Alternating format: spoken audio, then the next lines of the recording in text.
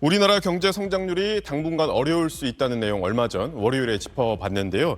이 경제 성장에서 내수 부문이 차지하는 기여도가 굉장히 또 부진하게 나왔다고요. 네, 지난해 내수 성장 기여도가 0.1%포인트로 집계됐는데요. 이 수치가 공개된 OECD 10개국 중 꼴찌로 나타났습니다.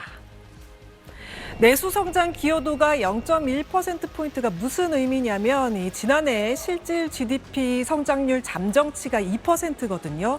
이 중 내수가 0.1%포인트 성장률을 높이는데 보탬이 됐다는 의미입니다. 분기별로 보면 지난해 1분기 0.5%포인트 수준이었던 내수 기여도는 2분기 마이너스 0.1%포인트로 내렸다가 3분기 0.8%포인트로 뛰었지만 4분기 계엄 사태로 경제 심리가 얼어붙으면서 마이너스 0.2%포인트로 다시 뚝 떨어졌습니다. 그러면 다른 해외 주요국들은 어느 정도길래 0.1%포인트가 꼴찌 수준인지 보면요.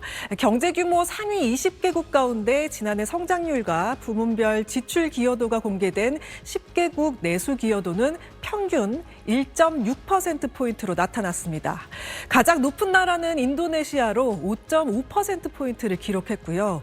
우리 바로 위인 독일과 프랑스도 0.3%포인트로 우리보다 3배 높았습니다.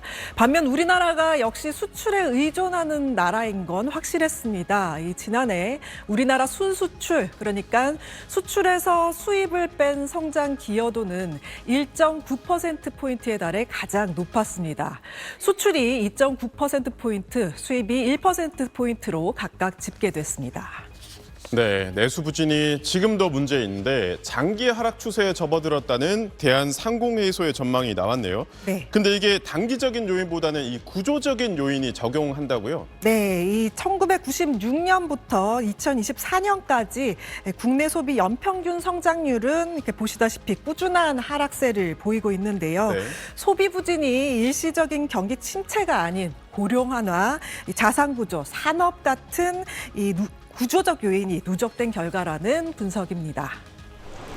먼저 고령화는 어떻게 영향을 끼쳤냐면요. 65세 이상 인구 비중이 2000년 7%에서 2024년 20%까지 증가했지만 이들 평균 소비 성향, 그러니까 이 소득에서 세금과 이자를 뺀 처분 가능 소득 중 소비로 얼마큼 지출했는지 보여주는 지표인데요. 이게 81%에서 65%까지 떨어졌습니다.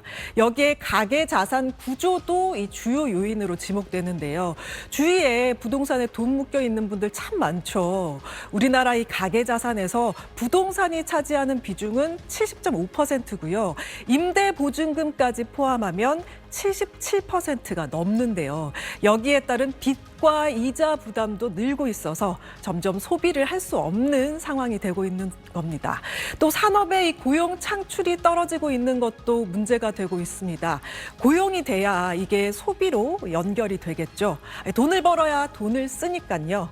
그래서 보는 지표가 취업 유발 계수라는 건데요. 특정 산업에서 10억 원을 투자할 때 직간접적으로 유발되는 취업자 수를 말합니다. 근데 이게 제조업에서 절반 넘게 줄어들어서 2000년 15.4에서 2020년 6.3까지 떨어졌습니다. 특히 반도체나 화학 같은 수출을 이끄는 산업들은 더욱 낮은 것으로 나타났습니다. 네, 아까 한 기자가 이 고령화가 평균 소비 성향을 낮추는 데 영향을 끼쳤다라고 했는데 사실 왜 그런지 궁금했거든요. 이걸 분석한 한국개발연구원 KDI의 연구 결과가 나왔네요. 네, 바로 기대 수명 증가 때문입니다. 네. 그러니까 더 오래 살게 될 거니까 더 모아야 된다. 늙어서까지 먹고 살 거 챙겨야 된다는 생각에 소비를 하지 않고 저축을 한다는 겁니다. 지난 20년간 우리나라 기대 수명이 77.8세에서 84.3세로 6.5세 증가했는데요. 같은 기간 평균 소비 성향이 3.6%포인트 하락했고 연평균 민간 소비 증가율은 3%로 연평균 GDP 성장률 4.1%를 밑돌았습니다. 국내 경제가 성장하는 속도만큼 소비는 늘어나지 않고 있다는 의미입니다. 이런 소비 성향이 떨어지는 건 은퇴 이후의 삶에 대비해서 저축 동기가 강화된 것과 연관이 있다고 할 수 있는데요. 연령별로 보면 모든 연령대에서 소비가 떨어졌지만 특히 고령층에서 하락세가 두드러졌는데요. 상대적으로 소득 수준이 높은 5060이 3.9%포인트 하락하며 지갑을 더 닫고 있는데 전체 소비 성향 하락분의 절반을 차지합니다. 다만 KDI는 평균 소비 성향이 오는 2034년 46.3%로 저점을 찍고 다시 반등할 것으로 전망했습니다. 기대 수명 증가세가 점차 둔화하고 상대적으로 소비 성향이 높은 75세 초고령 인구의 비중이 늘어나는 것을 이유로 들었습니다. 우리가 살면서 돈을 가장 많이 쓰고 또 가장 많이 버는 때는 언제일까요? 쓰는 돈이 일해서 버는 돈, 그러니까 노동소득보다 많을 때를 인생 적자라고 보고 반대는 흑자라고 생각하고 생애 주기를 따져봤습니다. 통계청이 세계 주기별 흑자, 적자를 조사한 결과입니다. 일단 빨간 부분이 인생에서 적자가 나는 시기, 파란 부분이 인생에서 흑자가 나는 시기입니다. 28살 직전까지는 적자인 걸 볼 수 있죠. 당연히 어려서 소득은 없고 나가는 돈만 있어서인데요. 그중에서도 인생에서 적자가 제일 큰 시기는 17살로 마이너스 4천만 원 가까이 됐습니다. 아무래도 이 시기쯤 교육비, 학원비 같은 지출이 많아지기 때문인 걸로 보이는데요. 또 본격적으로 취업을 하고 돈을 벌면서 28살부터는 소비보다 소득이 많아지는 흑자로 전환하고요. 또 이렇게 쭉 가다가 43살엔 인생 최대 소득 그리고 최대 흑자를 찍습니다. 하지만 61살부터는 적자 인생으로 돌아가면서 이 적자폭은 점점 커집니다. 소득은 쪼그라드는데 의료비처럼 나가는 돈은 줄지 않기 때문입니다. 흑자 인생 시기인 33년 동안 바짝 벌어놓고 긴 노년 기간 점점 커지는 적자를 버텨야 하다 보니 이 풍족한 노년을 기대하긴 어려운 게 현실입니다. 한편 과거에 비해 흑자 기간이 늘어나기도 했습니다. 지난 2010년 이후 흑자 진입 시기는 27살에서 28살로 비교적 일정한 편이었는데 적자로 다시 전환되는 나이가 지난 2010년엔 56살이었다가 2022년엔 61살로 늦춰진 겁니다. 고령화로 은퇴 연령이 올라가고 일하는 고령층이 많아지면서 적자 시점이 점점 늦어지는 걸로 분석됩니다. 전체 국민의 생애 주기 적자 규모는 커졌습니다. 2022년 기준 적자 규모는 195조 4천억 원으로 전년보다 54조 원 가까이 불어난 건데요. 1년 동안 소비가 9.9% 증가할 때 노동소득은 6.3% 늘어나는 데 그쳤기 때문인 걸로 분석됩니다. 다음 소식입니다. 나갈 돈이 많다 보니 은퇴를 해도 마음 놓고 쉬지 못하는 고령층이 늘고 있습니다. 실제로 올해 취업한 사람 4명 중 1명은 60살이 넘은 고령층인 걸로 드러났습니다. 역대 가장 높은 비중이라고 하는데요. 639만 9천 명.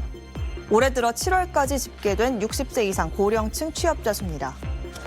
지난 2021년 530만 명가량이었지만 꾸준히 늘면서 지난해 600만 명을 처음 넘긴 뒤 올해 사상 최대치를 기록했습니다. 비중으로 따져봐도 역대 최대입니다. 전체 취업자의 22%, 거의 4명 중 1명꼴인데 이 60세 이상 취업자가 전체의 5%였던 1980년과 비교했을 때 비중은 40년 만에 4배 넘게 급증한 수준입니다. 이뿐만 아니라 창업을 선택한 고령층의 비중도 역대 가장 높았습니다. 올해 5월까지 60세 이상이 창업한 기업은 6만 5천 개, 전체 창업 기업의 13%를 돌파한 겁니다. 이렇게 고령층의 취업과 창업이 급증한 건 인구 고령화 현상으로 60세 이상 인구 자체가 늘어난 영향이 큽니다. 여기에다 은퇴를 하더라도 노후 대비가 부족한 부모와 사회 진출이 늦어진 자녀를 모두 부양해야 하는 이중 돌봄 사례가 늘어난 것도 영향을 준 걸로 분석되는데요. 실제로 재단법인 돌봄과 미래가 한국리서치에 의뢰해 조사한 결과에 따르면 1960년대생 남녀 980명 중 15%가 이중 돌봄, 이른바 더블 케어를 하고 있는 것으로 나타났습니다. 이들은 월 평균 164만 원을 지출한 걸로 조사됐습니다. 또 자녀에게 정기적으로 현금을 지원하는 65세 이상 고령층은 지난 2011년 0.9%에 불과했지만 지난 2020년 12.5%로 14배 가까이 급증했다는 통계청 조사 결과도 있었습니다. 퇴직했지만 자녀와 부모를 동시에 부양하며 많은 지출을 하다 보니 은퇴 이후에도 일자리를 찾는 고령층이 증가하고 있다는 분석입니다. 동시에 고려를 해보면 상당히 그 부양률이 높다라는 거죠. 자기 자녀 세대, 내 윗세대 두 개를 동시에 부양을 해야 되는 거니까 고령화 그리고 저출산에 의해서 이제 발생하는 문제고요. 세대가 지나갈수록 더 심화될 수 있는 문제가 될 수 있죠.